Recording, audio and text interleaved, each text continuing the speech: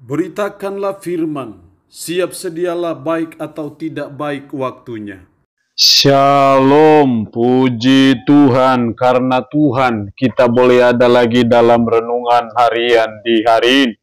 Firman Allah yang menjadi perenungan kita bersama di hari ini saya ambil dari Injil Markus pasal 16 ayat 9 sampai dengan ayatnya yang ke-20. Secara khusus saya akan baca ayat 17 sampai 20, firman-Nya berkata demikian. Tanda-tanda ini akan menyertai orang-orang yang percaya. Mereka akan mengusir setan-setan demi namaku. Mereka akan berbicara dalam bahasa-bahasa yang baru bagi mereka. Mereka akan memegang ular dan sekalipun mereka minum racun maut, mereka tidak akan mendapat celaka. Mereka akan meletakkan tangannya atas orang sakit dan orang itu akan sembuh. Sesudah Tuhan Yesus berbicara demikian kepada mereka, terangkatlah ia ke sorga, lalu duduk di sebelah kanan Allah. Mereka pun pergilah memberitakan Injil ke segala penjuru, dan Tuhan turut bekerja dan meneguhkan firman itu dengan tanda-tanda yang menyertainya.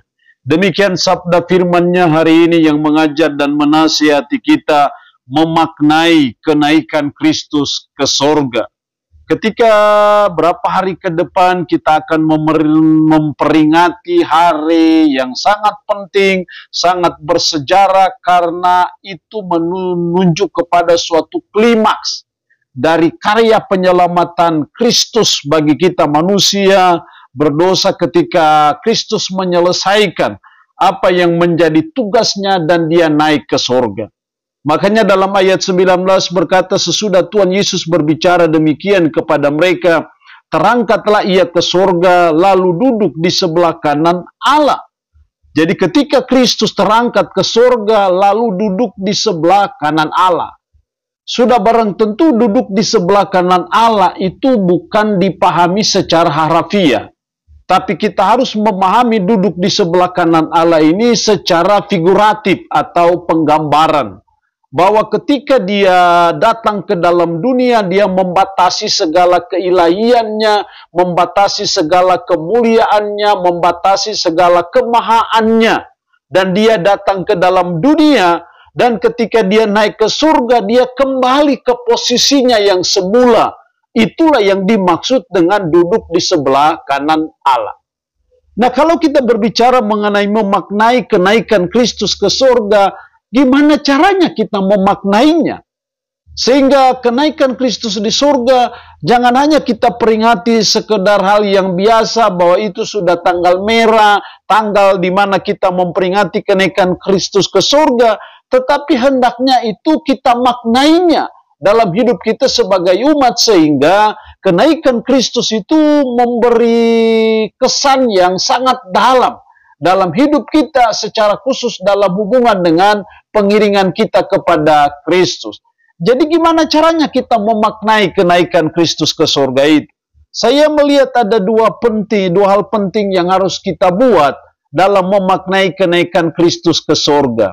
Yang pertama dalam ayat 14, akhirnya ia menampakkan diri kepada ke-11 orang itu ketika mereka sedang makan.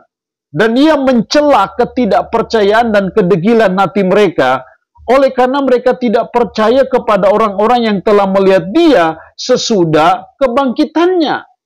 Di sini kita melihat bagaimana Yesus mencela ketidakpercayaan ataupun kedegilan hati mereka yang tidak percaya bahwa Kristus sudah bangkit dari antara orang mati. Dari sini kita melihat hal yang pertama dalam memaknai kenaikan Kristus ke surga, kita maknai dengan percaya akan kebangkitan Kristus.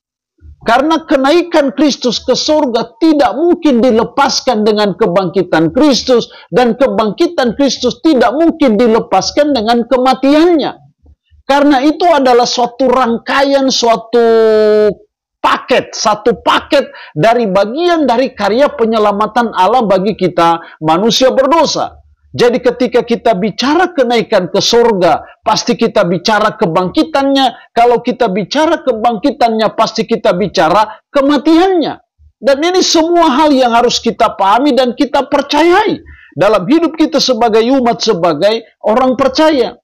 Jangan sampai Yesus mencela ketidakpercayaan ataupun kedegilan hati murid-murid pada waktu itu.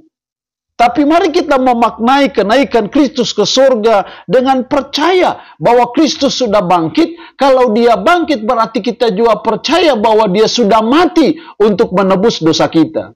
Hal ini sangat penting karena ada yang mengajarkan bahwa Kristus itu tidak mati, yang disalibkan adalah orang yang serupa dengan dia, yaitu Yudas. Jelas itu adalah pengajaran yang menyesatkan. Karena ajaran yang benar adalah bahwa Kristus memang mati. Karena memang tujuannya datang ke dalam dunia untuk mati. Ada fakta historis kalau kita mau lihat dari kematian Kristus, kalau kita ke Yerusalem, maka ada fakta historis, fakta sejarah. Di Bukit Tengkorak, di Bukit Golgota, ada fakta sejarah bahwa memang Kristus mati. Jadi kalau ada kitab suci yang lain, ada ajaran lain yang mengatakan bahwa Yesus tidak mati, yang mati adalah Yudas yang serupa dengan dia, saya mau beritahu kita sebagai umat, itu ajaran sesat.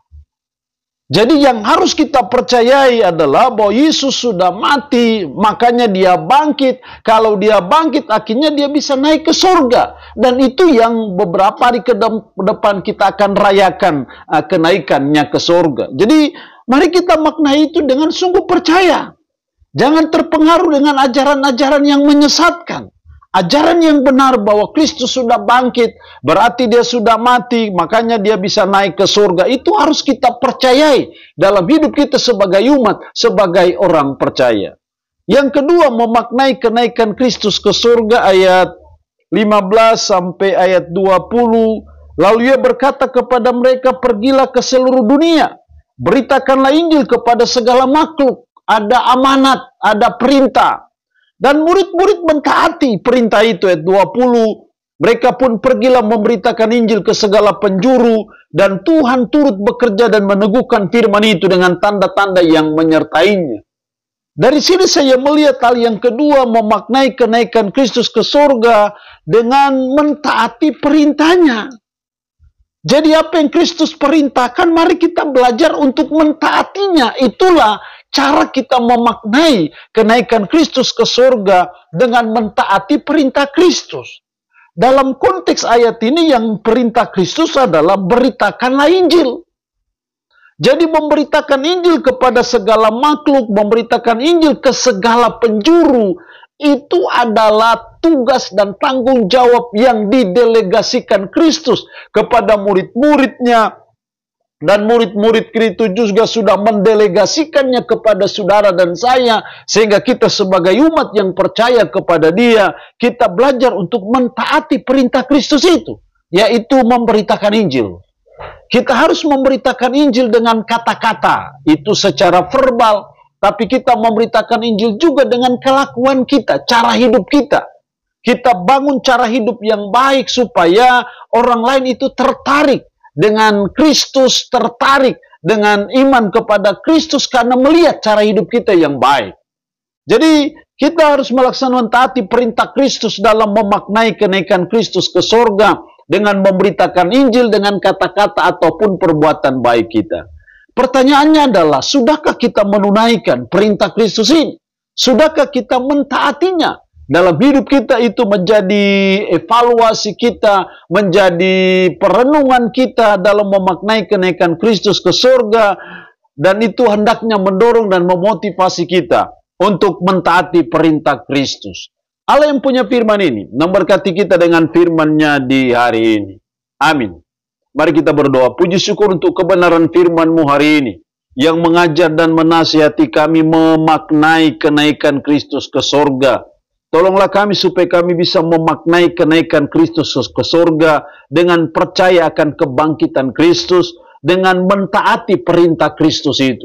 Roh-Mu yang kudus tanamkan, meteraikan, dan mampukan kami untuk kami bisa menjalani kehidupan ini berdasarkan firman-Mu di hari ini.